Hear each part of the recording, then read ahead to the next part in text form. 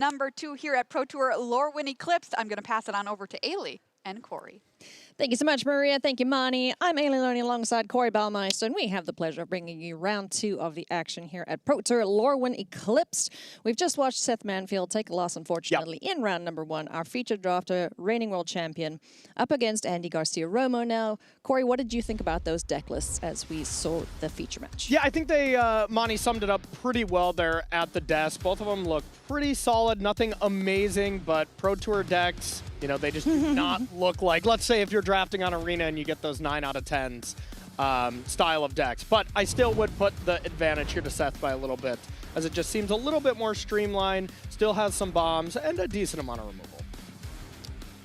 Does indeed. Andy Garcia-Romo, Pro Tour Final Fantasy Top 8, was playing mono red aggro in that and lost to the eventual champion, Ken Yukihiro. Yep, Or he thinking absolutely. to himself, not this time round. I wish to win more. Let's get things underway here in our feature match. Andy Garcia-Romo at the top of your screen, up against Seth Manfield down below. Both players have an opening 7 they fancy. Swamp, go. Yeah, Seth's hand with the Iron Shield Elf for turn 2 is a great start, but really all Seth is really lacking is some extra pressure. So top decking another 2-drop here straight away is solid, but really just wants to start top decking Eclipse Elves and some of his 5-drops here to put some pressure on and back up those removal spells. Iron Shield Elf up against a feisty Spikeling. We saw Andy Garcia-Romo packing quite a few of the changelings in there. Feisty Spikeling. We also saw the Mischievous Sneakling. So definitely relying on some of those changelings that help fill out the curve of these decks. Yeah, Andy's deck is solid. You know, it's not really able to be categorized as like just elementals, even though we have like the best elemental here in the format with Sunderflock. Creature types are a little all over the place, but still a very solid deck as well. Yeah, you know, that's the nature of these decks at the highest level of competition is you're kind of going to take what you can get. And I mean, Seth was second in a line of 4 green drafters in this pod. So that color was highly contested. Yeah, and that's the thing. When Elves is kind of looked at as the best color pair here, Golgari as the best color pair, you definitely get people fighting about it. Oh, yeah. You kind of just pick up cards and just put the blinders down and start going for it here. So Andy has a nice play here. We'll see how this really works out. You can block with the 2-1 on the 3-1 and then wait for Seth to discard, then try to aim another removal spell. And force Seth to have to discard multiple cards or cast that Blossoming Defense. So a very interesting combat for sure. And he doesn't seem too interested in that. He does have the Tweez in hand. I love that art. It's my favorite. I saw it. It is good. Chuckled so hard. Don't be stingy. You've got so many. Yeah. Poor giant. That's gotta hurt. So not interested in the block there. Goes down to 12, taking 5 from the 2 elves. The Lizalana Dignitary isn't Soul Ring just yet, as there does need to be an elf in the in the graveyard. Yep. Now we're going to see the Tweez take care of the Mana Dork. And this is nice for Andy. Andy did decide to wait till what looks like end step here. That did save him 2 damage. But the Blossoming Defense here looking awesome. Yep. Blossoming Defense, protecting, giving it the buff as well as the Hexproof. That's a sweet reprint. Yeah, it really is. And now Seth did find kind of exactly what he needed, just a little more pressure. The Stoic Guide here off the top is going to be a great follow-up. Give Auntie a kiss. Sourbread Auntie, Blights 2. If you do, you'll get 2 Goblins. Fantastic card. Not interested in that. Wow. By the look of it. Ooh, and Blight Rot just being like, oh, you ain't going to blight. I'm going to do it for you.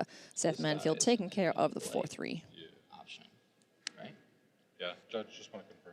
Yep, just double checking with the Blight on the stack. If this is not on the board anymore, but I still resolve the ability to blight 2, I'll still get the 2 on this. Yeah. Should be the way that works there. So trade in your 2-1 for 2 1-1s here. Okay. So this will die, and then I'll blight onto this and make 2 goblins. Being able to have 2 blockers for the Iron Shield Elf here looks great. Yeah. As Seth isn't going to want to trade a whole card for a goblin, then it gets a little rough. I mean, if you're attacking your 3-1, your Iron Shield Elf into a 3-3, you're so happy to discard a card.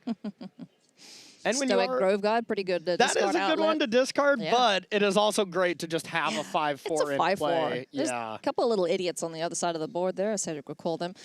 You know, just one's hanging out. So if Seth can deploy that, you bet he'll be pretty happy to. And when Seth looks at Andy's list, there's one Feed the Flames to deal with a 4 toughness creature. Outside of that, you're able to, bounce it with Temporal Cleansing, something like that. But either way, it's going to be very tough to deal with those creatures when they're on the board. From Andy. Go ahead. So Iron Shield Elf chucking that forest. Unless we draw a land, we won't see Stoic Grove Guide deployed next turn from Seth.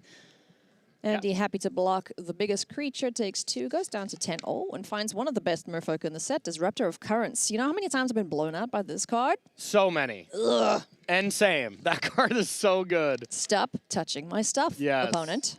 So Seth did make a very conscious decision there to get the 3/1 into combat, because if you don't and you just hold it back, you're able to deploy the Stoic Grove Guide. Instead, we're going to settle for the end step Archer. Maybe Seth was kind of hoping this Goblin would get in there and you'd kind of ambush block it. But when Andy's at 10, you just kind of have to leave it back. So I know. These elves hit quite hard compared to the little goblins. Yeah, they really do. They do struggle a bit in this format, our little goblin-y friends. yeah, sometimes you really need those uncommons in the Goblin side, but can be absolutely. extremely powerful. Bogart Mischief, I mean, that's the Curse card. Oh, that's what you really want to be playing with there. Cards in hand. 4. 4 cards in hand. Disruptor of Currents, Elder Auntie, Mischievous Sneakling. Ooh, I see mana open for that. And Unexpected Assistance. Yeah, so it has another blocker able to get in there. And the one good thing for Seth, at least, is if we attack with this Archer and it were to die, then we have the Amana ability online, and then you can play your Stoic Grove Guide. Yeah, there is that. So, I don't imagine Seth will be too coy with this attack. Send the 2 biggest creatures, leave the Dignitary back, and then be able to deploy the Stoic Grove Guide. Yeah, I think the Archer is for sure coming in, and it's just really is the 3/1, is the Iron Shield Elf getting in there as well. And, trading a Goblin, a 1/1 token with a card that you're going to discard is kind of trading down here in a sense, but... oh, yeah. Also, you drew the Scarblade Scout, so that's a great card to chuck for the Iron Shield Elf. Yeah, it is still a good thing to chuck, but it's still trading your 2/2 for your opponent's 1/1, but it's not having to... actually tap mana to deploy the 2-drop. I'm happy he left this Dignitary back because whatever way you cut it, unless Andy really doesn't want to block, an elf's going to hit the yard here. Exactly, yep. I think it really is just, do you send in the Iron Shield Elf with your Archer or not? And this is going to work out pretty well. Yeah. It's going to be a sweet exchange here, especially with the 5-drop as a follow-up for Seth. Yeah, I think if Seth's getting in there, he's priced into discarding the Scout. Second combat playing the Stoic Grove Guide, and now Seth is firmly ahead, and he's either going to top deck, a great card off the top, or if it's a land or something like that, that's just fodder for the elf. Yeah.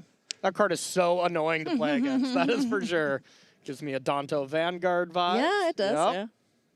And there was another one reprinted in Exelon, Lost Caverns of Exelon. I don't remember what its name was, though, but it was just the 3/1.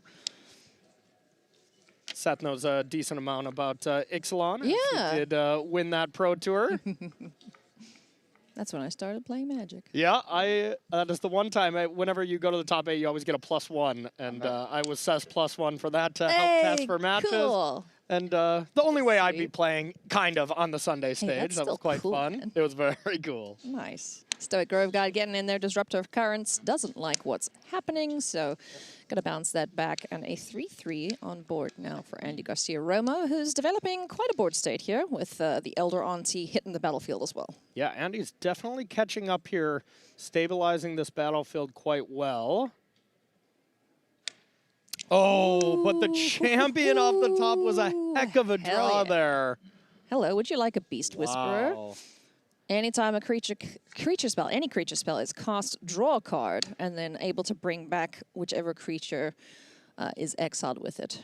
Champion of the Perfect. Yeah. A nice little callback to Imperious Perfect. Yeah. From way back in the day.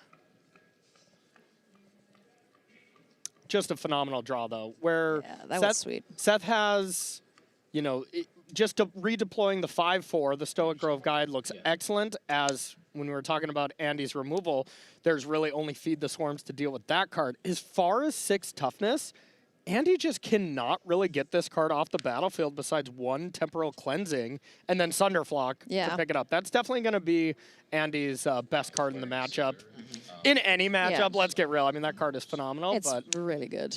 I mean, in an ideal world, Andy is the aggressor in this match. He's the beatdown, and he's got Seth at, I don't know, 8 life. That's not how it's going at the moment, though, because when Sunderflock hits, you really just want to finish off the game there and then. But in this point, it's kind of just a Band-Aid on the situation. It really is, yeah. And just the fact that Andy's deck is not just streamline elementals. You know, I mean, we see some goblins, we see some merfolks, you know. Shadow Urchin in there. We see all kind of stuff, so it's not going to be that just one-sided, you pick up all your cards type thing. And also, Sunderflock is not as good in Limited as it is in Constructed, because a lot of the changelings do not leave the battlefield. Yes. Sticking around. So, that is very true. We might be seeing some flocking going on here in the standard rounds here a little bit later. Perhaps, perhaps. Shadow Urchin drawn there off of Unexpected Assistance for Andy Garcia-Romo. Forest and Stoic Grove Guide in hand for Seth. So now really Seth's main decision, do you deploy the forest? Oh, there it is, okay. So Seth's choice, do you kind of play the forest and then the guide to leave open your 2/3 blocker, or tap that and kind of see what you draw? But either way, the main focus point of this match has definitely changed as Sunderflock's in hand. Yeah. And that's going to be huge for next turn. Nice. Off of the cast trigger, Seth gets to draw. Thanks, champions. He's going to get frisky here. 6 power, can go pretty much uncontested. Just going to meet a chump block here from this poor little goblin. And the turn passes back to Andy. When it was just about to get picked up with the Sunderflock, an easy chump block. Yeah. And now with Sunderflock about to come down, bounced all of Seth's creatures, and Seth can redeploy them, but... Yeah. So how cheap is that now? It's 3 less, so 6 mana? Yeah, just enough. And he gets like 2 to of be his able to best. cast it. 2 of his best enters cards back to hand. Yeah, You know, you don't hate that. Yeah, that is very, very strong. Being able to bounce the Disruptor. Now that just means if Seth goes champion into a 2-drop, which is kind of going to be his best draw, that may not be good enough. The Assert Perfection, though, off the top could actually be decent. Yeah, against the Sunderflock, definitely. Yeah, What other answer does he have for a 5/5? The thing we really need right now, though, is a 4-power creature. Like the Archer that that already went to the graveyard. That would have been perfect. Play that, immediately bite down Sunderflock. But as it stands, Seth will have to deploy a couple of creatures, say go, and we know Andy is able to do some bouncing with the other rare that we just picked up, the Disruptor of Currents. So Seth might just be a little too far behind. It is certainly feeling like that at the moment. Andy Garcia certainly has taken the reins in this game, has a 5/5 flyer, has a Convoke threat in hand to be able to bounce anything that he doesn't want. So Assert Perfection just got incredible, like way worse. And we did just see... you know, starting 0-2 at a Pro Tour at Worlds, those things, you know, not ideal. No, it's... But we did just see Seth win the event after starting 0-2 at a draft. So definitely not impossible from either of these players, even if they do pick up a loss. It's not an unfamiliar position for Seth to be in. Sunderflock in for 5. Seth goes down to 8. The airways are clear for Andy Garcia-Romo. Here comes Elder Auntie back once again. Mana available still. It's not showing as it's in hand, but I'm assuming that the Disruptor of Currents is in hand there. Yeah. Of course, when you are playing stuff, getting them picked up, not always the easiest for the hand spotters, but yeah, that should be that last card in hand. There it is. Hey, buddy. Iron Shield Elf doing a great job on offense and defense now. That card is just so tricky to get through in basically every stage of the game. And when Seth is playing a bunch of Stoic Grove Guide, discarding those early is always a nice little combo. Yeah. Oof. Doesn't like his chances in this matchup, so Seth is going to go to game number 2. Andy Garcia picking that up there with an overwhelming board presence. Yeah, and that was the case of Seth drawing his best card at a very opportune moment, the Champions of the Perfect, but then Andy drawing his best card, and the Sunderflock is just kind of that much better than basically, 90% of limited rares and mythics here. It's just so incredible. We start things off the same way we did in game 1 with Swamp Go. Forest down now for Seth Manfield and Iron Shield Elf back on the table. Looks like Seth took a mulligan here to 6. This is just a replay of game 1. What's Yeah. happening here? But now, especially when you're mulliganing and you're on the play, like this is something that Andy would actually consider for a block here, but decides not to. Yeah, just try and, disrupt the hand. Make your opponent disrupt his own hand, basically. Yep. Assert perfection in the yard. You hate to see it, but that is the price you pay when Scarblade Scout hits the board. And it's still a solid follow-up, but Seth very much needs land 4 to be able to progress the battlefield in any meaningful way. The Embrace, a phenomenal card, but not something you want to fire off on any of these now 3 creatures. Yeah. It's one thing that Goblins is really good at is going wide. Yes. Unless you got trample or flying, you're going to have a hard time getting through these elves. Through these goblins. Yep. And a Blossoming Defense off the top is okay, but definitely not amazing here. We see the Tweeze in hand, so if Andy tries to cast that proactively, maybe Seth can get some good value off of it. But right now, Seth is just thinking, do I not use my mana at all? You really want to be mana efficient and limited if you can help it. Or do I just fire off this Embrace on one of these medium creatures when it's Seth's best removal spell, where Seth only has 4 removal spells in total, and he just milled over one of the Assert Perfections as well, so already down to 2 left in deck. Bit of an uphill battle here for our reigning world champion, Andy Garcia-Romo.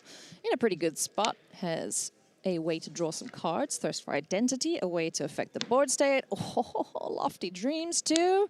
You know what I said about having flyers is good against goblins? Well, not when they fly themselves. Yes.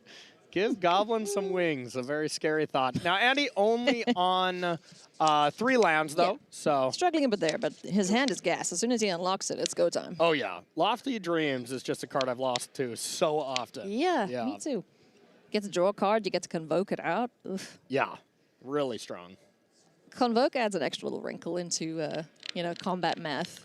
Which is pretty fun, especially if you're playing against like merfolk. It's like, oh, they're tapped out. No, they're not. No, they're never tapped out. Yeah, Convoke is an awesome mechanic. I love it. Whenever you can just have one of those beautiful turns where you curve out, tap all your creatures to convoke out a big spell, you just feel big brain. You do. Yeah. Flamechain Mauler. Lofty Dreams, Thirst for Identity. I think it might be time for that to try and find some lands here to unlock this hand, but it is Tweeze that Andy turns to first, killing the gangly Stumpling. And that's great. Discard one of your so-so cards in the 3/4 Changeling. Try to find land 4. Finds it. So kind of everything coming up Andy here so far. Nice. And rough start to our reigning world champ for sure. 2. In for 2. Go ahead. Down to 18 goes Seth. Turn passes back to him now. What does he find? Scarblade Scout. Okay, that alongside the Blossoming Defense. You don't hate that too much. Not that absolute worst. Chuckle from Seth as 2 Stoic Grove Doing guides things back over to here. back. Doing things over here has been called, yep. Draw 2 cards. Kind of cool. When you draw 2 cards, it is great for free, but when it's just 2 2/2s that get Sunderflocked away, it's not as ideal, that's for sure. No. All right, looks like we are turning those sideways, and we're not in combat, so that means it is time. Convoking. We are growing. We have Lofty Dreams attached to the Coolwrath Mystic. Just a huge hit for 6. Boom. And now Seth's patience and not firing off that premium removal spell Embrace, of the Embrace is actually going to be pretty nice, but now it'll be kind of the case of, are we too far behind it? I don't think so yet. No, not just yet. Like, if we can get this flyer out of the air, which there's no way that Andy will be able to respond to that. Yeah, so if we have, if that hand is accurate, I know we cast a scout. I'm not sure if there's another one in hand since there's one in play, one in the graveyard. So if he does have 3. So if there's a third, you can play either a scout or do this, make a 2/2 from the yard, blight onto that 2/2, Nice. and then at least attack with a 2/2 lifelinker and being able to, catch yourself up a little bit. Lifelink does really help in a situation like this. I like this play, and then having the Iron Shield Elf back as defense for the first striker. It's pretty neat. Otherwise, the Flame Chain Mauler can give itself menace. 2 blockers left behind to be able to deal with that too. So things stabilized. Stabilizing for sure, and it really does feel like Andy's deck, while it is, I would say a more average is-it deck, maybe that 6 or 7 out of 10 type thing, you're always kind of on this timer where once you do find the Sunderflock, the game gets flipped so quickly. Yeah. So Seth is going to be encouraged to still be a little proactive and try to get the game done, even if it means he's risking, a huge crackback from the other end, just because eventually that's going to win Andy the game. Sure is. There's a couple of spells in this format when they resolve, it is lights out for you. Yes. There's that. There's Soul Immolation. I've died to that so many times. Yes. The format has just been an absolute blast, though, I must say. It has been fun, yeah. Flamekin Guildweaver hits the board now, makes a treasure. Pretty decently sized threat here for Andy. 4/3 with Trample. Okay. Temple Cleansing. Doesn't like this elf. All right. So Top second from the top or bottom. Yeah, it Bottom makes it sense. goes. We kind of just need some bigger stuff. Seth really needs to find, like, his champion. Champions of the perfect would be kind of ideal right now. Just something that outsizes everything that Andy has while gaining him card advantage. And, a 4-mana 6/6. Not so bad. All right. Blight Rot, there's a piece of removal. Okay. So Seth's going to have to pick a spot, what he wants to get rid of with this removal spell. He is a little light on those, like you mentioned. Yeah, now Seth has an interesting decision. You can attack with your 2/2s into your opponent 4/3, kind of use Blossoming Defense to, like, kind of 2-for-1 yourself. Not ideal. Or you can just Blight Rot, leave a forest open, kill the 4/3, or just say go and try to react solely on what Andy does here. I don't hate it. Feisty Spikeling Thirst for Identity in hand. So as it stands, okay, unexpected assistance. Way to draw some extra cards there for Andy. Maybe find a way to deal with whatever Seth throws at him in this combat phase. Yeah, and most of the time with Blossoming Defense, you just want your opponent to essentially blink first. Yes. Cast something to do something proactive, and then you have that to really fight back. But in this situation, Seth is so far behind, there's probably going to have to be like, if you got a removal spell, you have it. Here's a Blossoming Defense on my lifelinker and hope for the best type thing. Island and Mountain drawn there for Andy. Oh, and a Shut the spike. Disruptor of Currents, though. Oh, man. All right. That's what we didn't want to see from Seth's side. Yeah, a third island there, too, from Andy. So able to have the ability to cast this. And we'll see. And yeah, so Andy this is sorcery speed. So no matter what, Andy knows there's something up. Yeah. Because Seth has the face-up play of exiling the other one in the graveyard to get a 2/2. It's only a sorcery, though, so he doesn't have to worry about that. That's what Andy was checking. Yeah. So that's just telling Andy, like, no matter what, you have something to do with your mana since you did nothing. could have used used that. Yeah. So now the fact that this is a first striker, your double block is reasonable, but it still looks pretty awkward, and looks like this is going to be kind of a blowout for Seth as he's going to go for it. And Andy is 100% priced in to disrupt this with the currents. I think so, sure is. And that might Here just it comes. be absolutely too much here for a reigning world champ. Does have the Blight to be able to deal with the 4/3. So there is that. No damage taken in that exchange. So Seth came out of that better than he could have. Yeah, for sure. it was still just as close to a 2-for-1 as it gets. So, and now Seth is kind of just thinking like, all right, you can't really have anything or I'm going to lose the game. So Seth will play in such a way that the last 2 cards in hand basically have to be lands. Assert Perfection. And the Scarblade Scouts able to take down the Flyer, able to take down the Merfolk and gain some life in the process. So Yeah, big deal. nice draw there for Seth. Now the unexpected assistance will be pretty solid. Trying to find some more action here from Andy. So we have a 1-1 and a 2-2 on Seth's side of the battlefield. On the other side of things, we got the 2-1, the 2-2. Shadow Urchin now hits the board. This is a sweet, sweet card to really take advantage of the blight counters. Yeah, absolutely. And just, you know, 3 mana, 3/4 body. Yeah. Ends up being pretty good. Pretty solid, yeah. Supposed to be an air quotes downside to have to blight when you attack, but there's a lot of decks that can utilize that to make that an advantage. Which And it's the coolest creature name. Oof. yeah, there we go. There it is. In with the feisty Spikeling now. A double block would kill it. It definitely would, but you Seth lose first. the lifelinker. And the lifelinker is definitely more valuable than a first striker during your turn type thing. Okay. Another gotcha spell in Dawnlight's Archer. 4/2 with Flash. Able to catch a couple of birds if needs be. Also a good blocker for that Shadow Urchin if Andy decides to get in with that. Seth just laughing a bit, be like, well, I'm dead. Whenever your opponent is already ahead and casts a card draw spell like that, you never like your chances, that's for sure. But we'll see what Andy picked up. 2 mountains is a bad start. Card advantage, good. Yep. Island and mountain. Just 2 cards in hand. I think there's 3 There should be or one more, right? so hand getting updated here as we speak. And okay, there is the Cinder.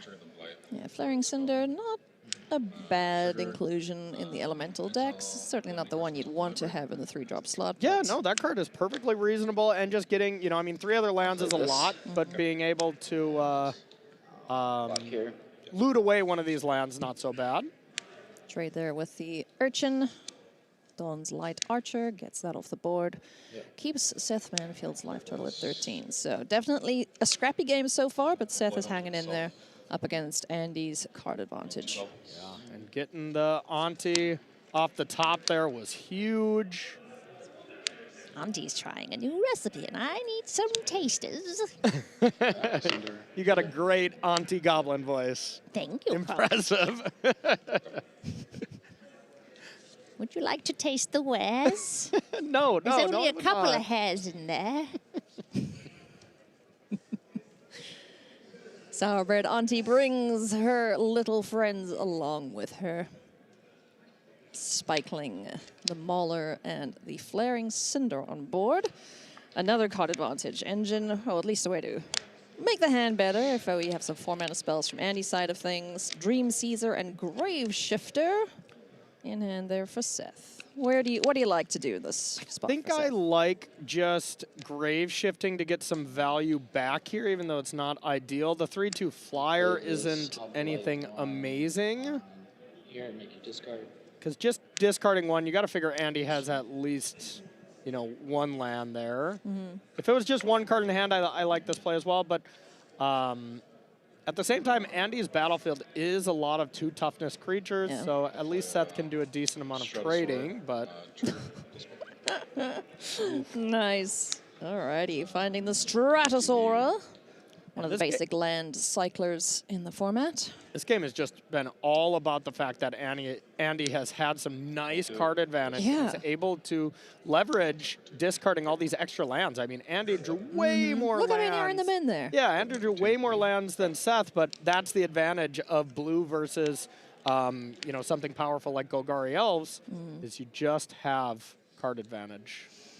Aplenty. All right. How does Seth dig himself out of this hole? Champions would be nice, but even then, not the be-all and end-all. Yeah. Needs something to follow that up with, you know, and try and get an extra couple cards in hand himself. Start by digging yourself out of it with a Grave Digger, the Grave Shifter, a play off that classic card. Poor little guy. Look how sad he is. Yeah, but no matter what, that's kind of probably how Seth's feeling at this very moment. This card's usually bringing back Champion of the Perfect, those kind of like really powerful things. Eclipsed Elf, that's a card we haven't seen and he did Seth get one draw of those. at all. Like, So Seth gets the archer back. You get to play a land and then make a 2/2 from the yard. And now we have a decent amount of blockers. Yeah. But at the same time, Andy also has a really strong battlefield. So this might definitely be a classic. Turn everything sideways that can at least trade for a 2/2. So maybe leaving the goblins home. Kind of just say, all right, math is for the blockers here. And he's certainly in a spot where he can apply the pressure. He has the air power, the Stratosaura ready to rock and roll. No meaningful air blockers right now, just the Dream Caesar. Yeah, just a 2/1 chump blocker at some point. And oh, that's a card. I think I got a glimpse of it. I think that is the Roaster Elemental. Oh, nice. Striker. I could be wrong. Roaster. Yeah, that card looks really great right now when you also have blue, You have red, all colors white, except and for black. green? Yeah, everything for green. So a 4/4 double striker here is going to be pretty devastating. And Seth just has one removal spell left in his deck to deal with that. All right, Andy, right now, not super interested in deploying it. Let's do the attack part first. So we have Menace and +1 on the Mauler, first strike on the 2/1, just a 2/2 in the Sneakling, and then the 3/4 in the air. Auntie's getting in there too.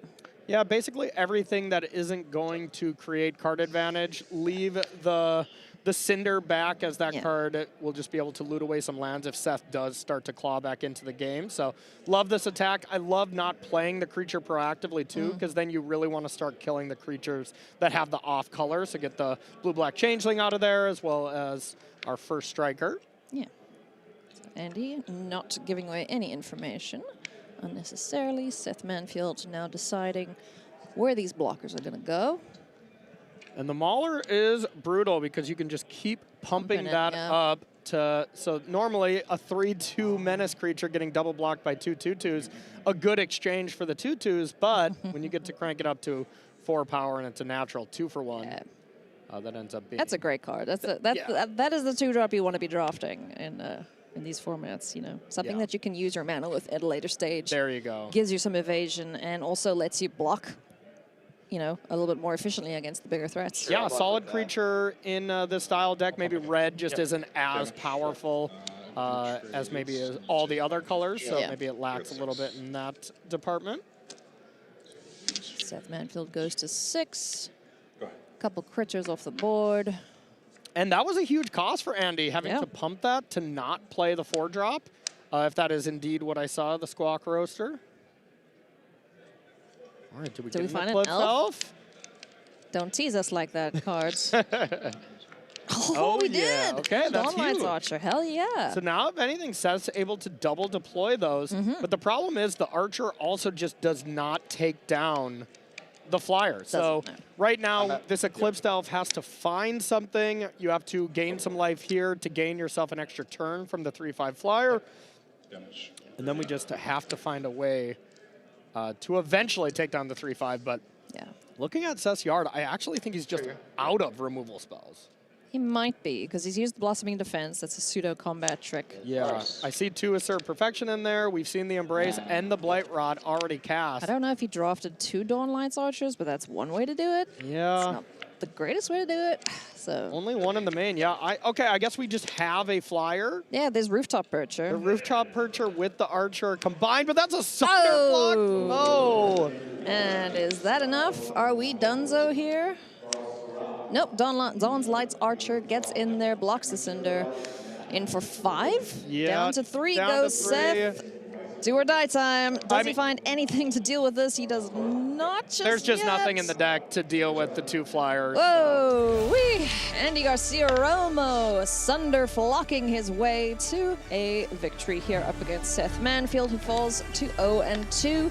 Not the spot you want to be in for the world champion, but not an impossible spot to come back from. Yeah, and I mean, we just saw Seth do it not too long ago, starting 0-2 and then winning the tournament. So we know it's possible to be done. Andy's deck looked really nice. I think we're going to be seeing a decent amount of games end with Sunder Flock as well, both in 40 cards and 60 cards. So yeah, nice job to Andy there. GG's, Andy. We're going to take a short break, but when we come back, we'll have the last round of Limited for you, friends. So don't go anywhere.